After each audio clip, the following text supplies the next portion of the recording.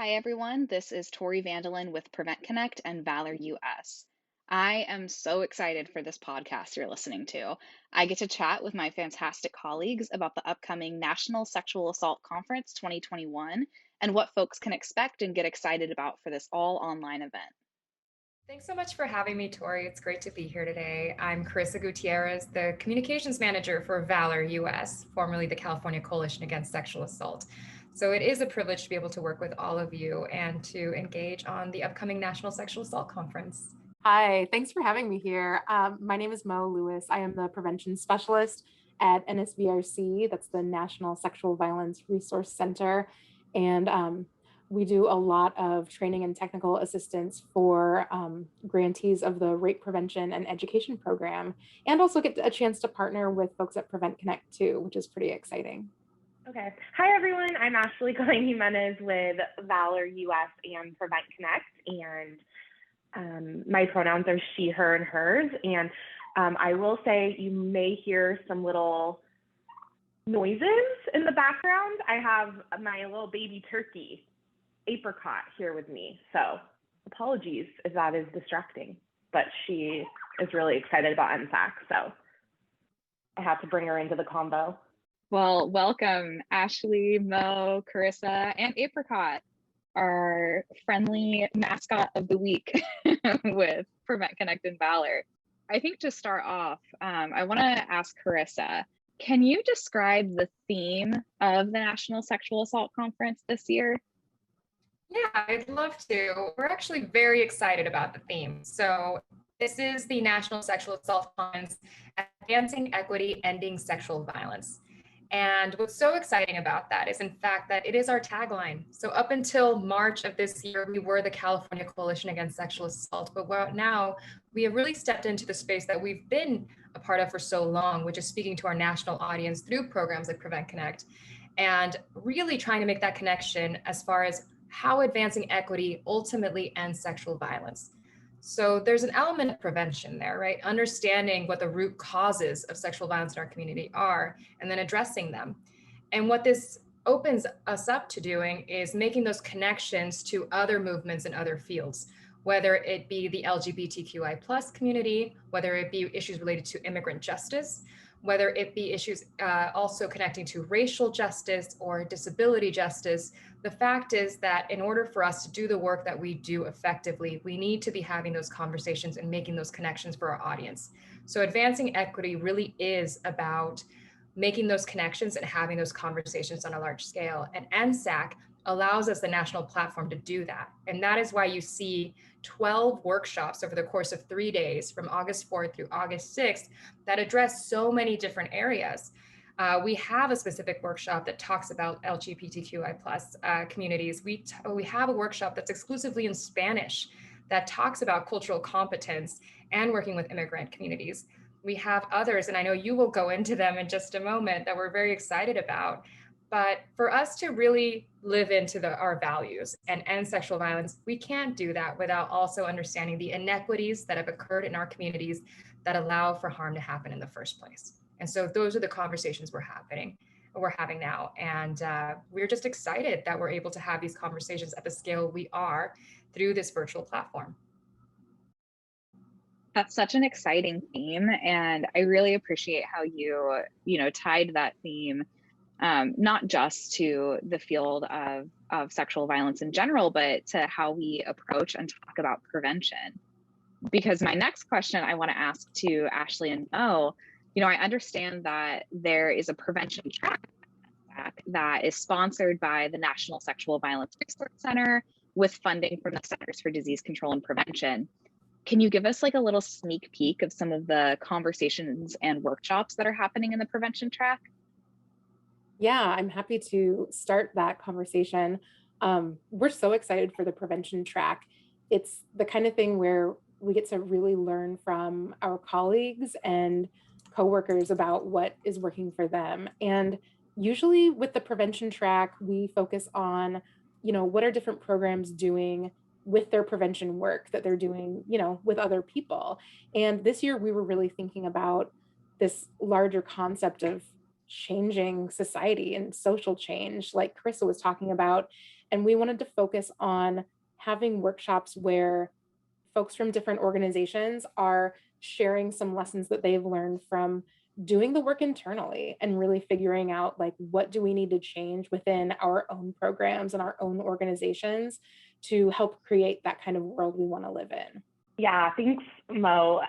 We had so much fun kind of dreaming and thinking about this track and the sessions offered in it because, you know, it just seems like such an important step to be able to really look inside like how we're approaching our work from a perspective of equity and how we're approaching preventing violence. And so, you know, as Mo said, some of the workshops in this track are really looking about like internal practices. And so these are all on the website, but, you know, I'll just highlight them. We're really excited to have folks from the Ohio Alliance to End Sexual Violence. We have Rosa Beltre and Caitlin Burke that will be presenting with Jesse Needless from the Louisiana Foundation Against Sexual Assault. And they'll be presenting a workshop called Walking the Walk, Connecting Social Justice Values to Your Organization's Work. And so they'll really be kind of like helping us think about what are those steps that organizations can take to really integrate anti-oppressive practices.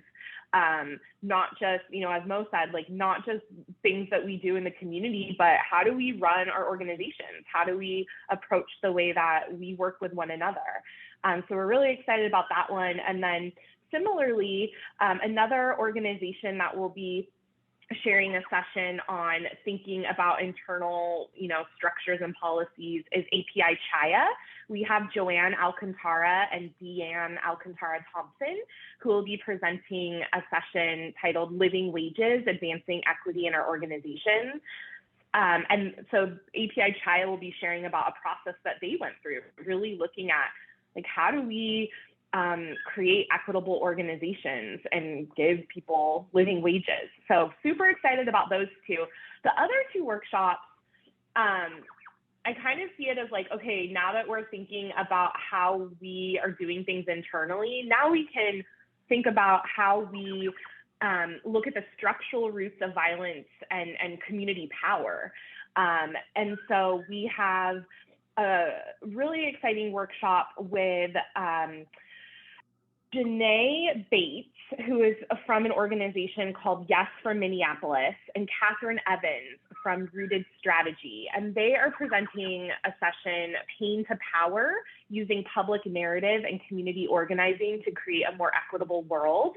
And so really thinking about, you know, how do we kind of use public narrative, storytelling, community organizing to disrupt sexual violence and a culture, a society that really upholds the structures and forms of oppression that can be super harmful to people.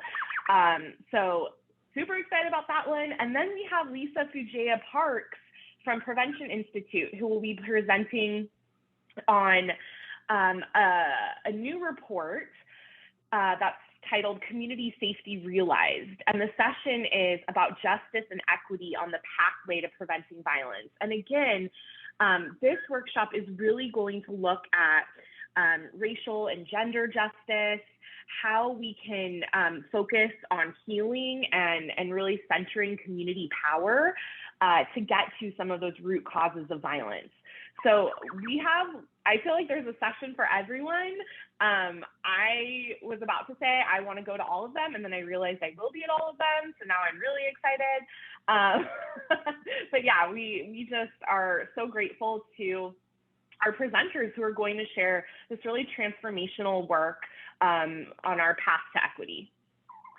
I'm super jealous. I, Ashley and Mo, wish I could be like you two and be able to go to all of those because it really sounds like just such impactful and innovative work. And I really appreciate, you know, Mo, you had said like, it's so important for, you know, folks to be doing the work internally and not just like, telling the community or bringing it to the community and think that like that suffices. And I think it really ties in. So like it's such a like beautiful connection to everything that Carissa described in the theme too, about living into our values to advance equity and end sexual violence. So I am really excited to peek in on those conversations during NSAC in a couple weeks. So, folks have heard on this podcast so far a great amount of detail about, 1/3 of what to expect at NSAC. Can you tell us a little bit more about the plenary speakers and other NSAC 2021 workshops that folks have to look forward to? Yeah, I mean, it's really a beautiful program. So much of what we look at when we are putting together this program, and this precedes me for many years. I mean, the National Sexual Assault Conference has been hosted for a number of years, but what is so exciting to see as we look back at past conferences is the way the conversation continues to evolve when we're talking about the way that we approach conversations around sexual violence, but how we prevent it, but also how we intervene and how we are actually advancing other movements as we do this work. And so when we were thinking about advancing equity and ending sexual violence as a theme, this is a collaborative process. So we really work with our entire team to get a sense of who are the people that are having these conversations in real time.